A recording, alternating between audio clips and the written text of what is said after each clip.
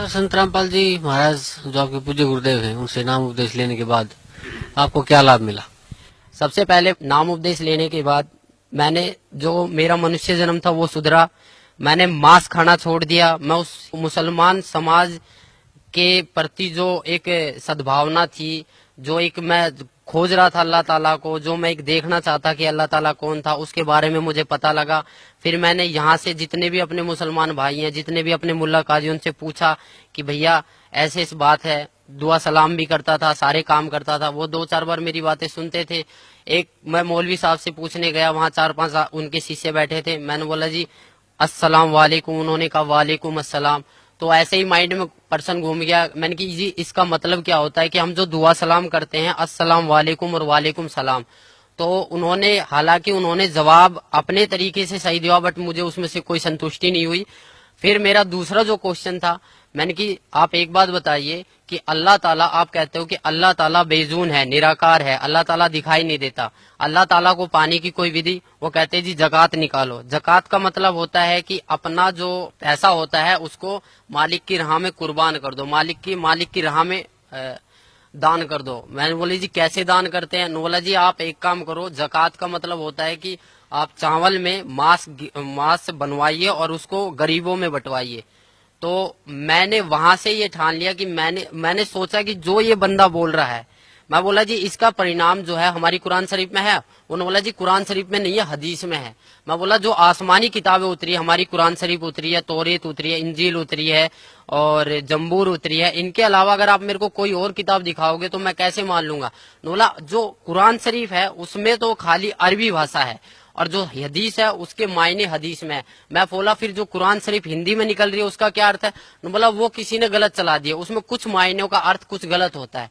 तो इसी प्रकार मुझे भटकाया गया, मैं बहुतों से मिला। इसके बाद जो भी मुझे संतुष्टि हुई सदगुरु रामपाल जी महाराज के चरणों में आने से हुई है।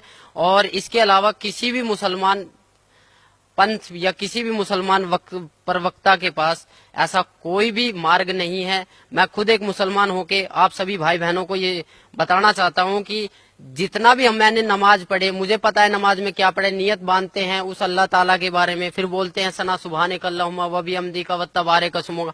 इसकी हिंदी निकाल के देखो, आप इसकी हिंदी निकाल के देखो, उसमें आपको कहीं भी नजर नहीं आएगा कि आप किसी परमात्मा की प्रार्थना कर रहे हो, क्योंकि ये प्रार्थना है ही नहीं, आप तो आदेश दे रहे हो। मैंने एक हिंदी निकाल के देखा, अल्हम्दुलिल्लाहि रब्बिल आलमीन अर्रहमानिर रहीम मालिक यौमिद्दीन इय्याका नअबुदु व इय्याका नस्तईन इहदिनस सिरातल मुस्तकीम सिरातल लजीना अनअमता अलैहिम गैरुल मगदूबी अलैहिम वनद्वालिन आमीन। ये प्रार्थना हम शुरू में पढ़ते थे, बट इसका कोई मतलब ही नहीं निकला। क्यों नहीं निकला?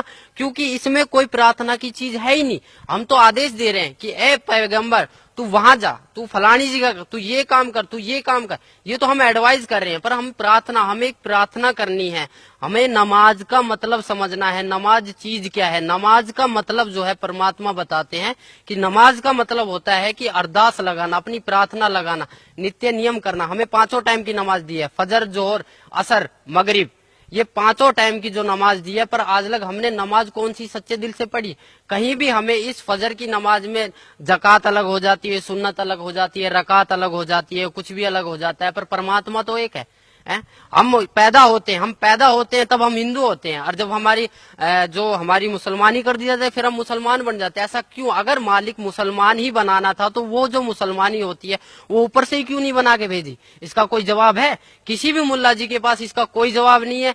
ना ही हमारे मोहम्मद साहब ने कभी मांस को छुआ था। मोहम्मद साहब के 1,80,000 शिष्य हो गए थे, ना ही उन्होंने कभी मांस को छुआ और ना ही उन्होंने कभी बोला कि तुम मांस को खाओ। कभी भी किसी ने बोला नहीं है। मेरी सभी मुसलमान भाइयों, पूरे हिंदुस्तान, पूरे वर्ल्ड के मुसलमान भाइयों से प्रार्थना है कि मांस खाना, ये समझ लो हम अपने बेटे की कुर्बानी दे रहे हैं, हम अपने बेटे के मांस को खा रहे। एक मांस दूसरे मांस को खा रहा है, इससे बड़ा राक्षस और होगा कौन?